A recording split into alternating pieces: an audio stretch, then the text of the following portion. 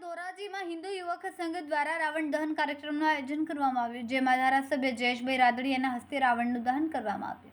ધોરાજીના બાપુના બાવલા ચોક ખાતે દર વર્ષની જેમ આ વર્ષે પણ હિન્દુ યુવક સંઘ દ્વારા રાવણના દહનનું આયોજન કરવામાં આવ્યું. આ રાવણ દહનમાં રંગબેરંગી આતશબાજી અને રાવણને દહન કરવામાં આવી.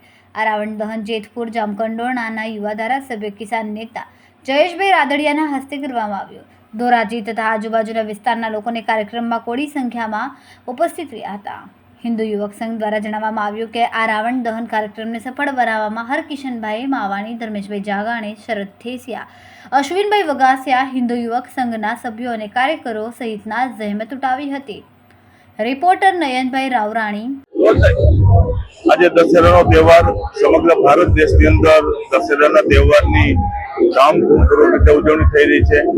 દશેરાનો તહેવાર એટલે અસત્ય ઉપર સત્યની જીત, અધર્મ ઉપર ધર્મની જીત, અને તેના ભાગરૂપે આજે ધોરાજી ખાતે હિન્દુ યુવક સંઘ અને અમારા પ્રમુખ હરકિશન માવાણી અને ટીમ દ્વારા આજે રાવણ દહનનો કાર્યક્રમ યોજાયો હતો.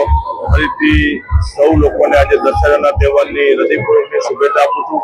અને જે રીતે અધર્મ ઉપર ધર્મની જીત થઈ, એ રીતે આપણા દેશોમાં આપણા ધાર્મિક કાર્યક્રમો, આપણો ધર્મ જળવાઈ રહે, આપણી સંસ્કૃતિ જળવાઈ રહે, આપણા સંસ્કાર જળવાઈ રહે, એવી દશેરાના તહેવારે હૃદયપૂર્વકની શુભેચ્છાઓ.